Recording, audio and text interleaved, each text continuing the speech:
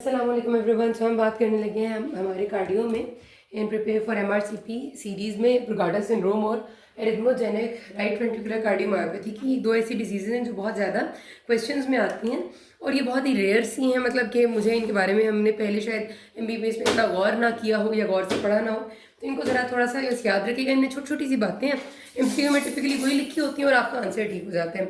Repeatedly इनमें से MCQs आएंगे। असल में कार्डियो बहुत बड़ी है, बहुत वास्ट है। सो एटलीस्ट इनमें से रिपीटेड चीज़ें आई हैं जो हमने पहले नहीं पढ़ी वो तो कर लेना।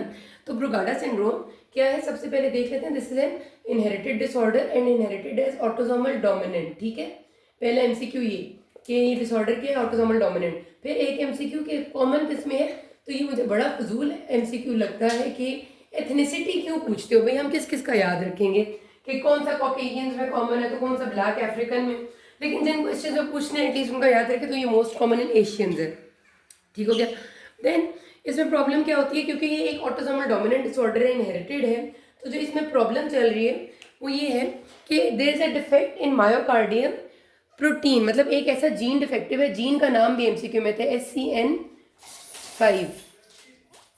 हाँ, SCN5 gene which encodes for myocardial, मतलब आपका जो हार्ट मसल्स के अंदर सोडियम आयन चैनल प्रोटीन जो है।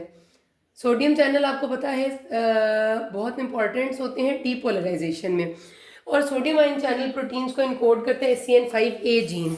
इसका पूरा नाम है SCN5A जीन। तो ये इसको इनकोड करता है और ये डिफेक्टिव होता है, कंजेनिटली ऑटोसोमल डोमिनेंट है ये इनहेरिटेंस में, जिसके रिजल्ट में जो हमारा हार्ट है उसकी पंपिंग एफिकेसी नॉर्मल नहीं रहती और उसके रिजल्ट में पेशेंट प्रेजेंट करता है यंग ऑनसेट होता है। जब पेशेंट्स एग्जर्ट करने की एज में आते हैं 15 years, 16 years, 20, 22 young age of onset में वो प्रेजेंट करते हैं पैल्पिटेशंस, डिस्निया या sudden cardiac death. Sudden cardiac death में सबसे कॉमन आपका hypertrophic obstructive cardiomyopathy, second number में एरिथमोजेनिक राइट वेंट्रिकुलर कार्डियोमायोपैथी जो मैं आपको पढ़ाऊंगी, एंड थर्ड एमसीक्यू जो हमारा कॉमनली है तो ब्रुगाडा सिंड्रोम का आता है। ठीक है, सडन कार्डिक डेथ में। तो अगर आपको ईसीजी फीचर्स में क्लिनिकल फीचर्स उससे सबके ये होते हैं कि palpitations, dyspnoea and chest pain leading to sudden cardiac death. ठीक है, जरूरी नहीं कार्डिक डेथ हो, अगर उनने पेशेंट जिंदा भी और ईसीजी चेंजेस में आपको बताए हैं ब्रुगाडा सिंड्रोम में, याद रखिएगा ईसीजी चेंजेस आते हैं more than 2 millimetre of ST elevation किस लीड में होगी, in any one of V1 to V3 followed by negative T wave. ठीक है, तो ये गौर से आपने सुना है कि हमारे पास आपको पता है कि लीड्स में 1, 2, 3 AVR, L, AVR, AVF भी होती हैं और फिर V1 से V6 भी होती हैं।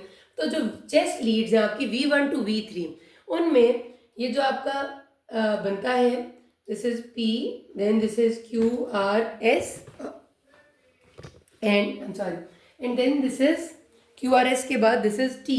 ठीक है, ये आपका नॉर्मल है। अब उसमें से ये S है और ये T है। अब ये जो ST सेगमेंट है इसकी 2 मिलीमीटर से ज़्यादा एलिवेशन कन्वेक्स ऐसे करके followed by negative T wave. ये this is ST elevation, this is negative T wave. ये V1 से V3 में की लीड्स में किसी एक लीड में भी होगा तो it is positive for Brugada syndrome, जो कि जनरली तो आप कहते हैं ना कि बहुत सारे, अब आप कहेंगे कि जितने भी हमारे मायोकार्डियल इन्फार्क्शंस होते हैं वो भी तो ST एलिवेशन भी होते हैं ना, जिसको स्टेमी कहते हैं। लेकिन स्टेमी सिर्फ V1 में तो नहीं होगा ना, वो तो फिर जाहिर सी बात है कि एंटीरियर वॉल MI है तो V1 से V1, V2, V3 को इन्वॉल्व कर रहा होगा।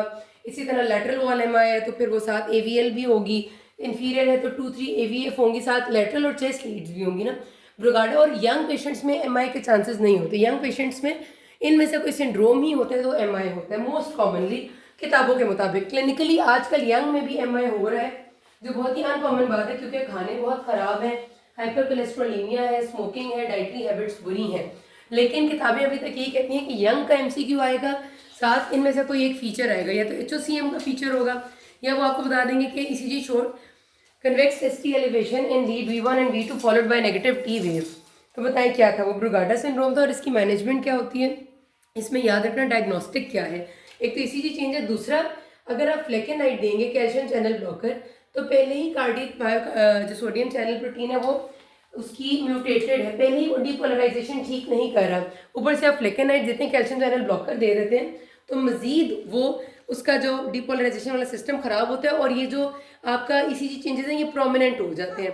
तो फ्लेकेनाइट देने से अगर ECG चेंजेस प्रोमिनेंट हो जाएं flecainide is not a calcium channel blocker, sorry, flecainide is anti arrhythmic. ये देंगे तो इसी चेंजेस प्रोमिनेंट हो जाएंगे, तो अगर वो हो जाए तो इसका मतलब है कि ब्रुगाडा सिंड्रोम कंफर्म हो गया।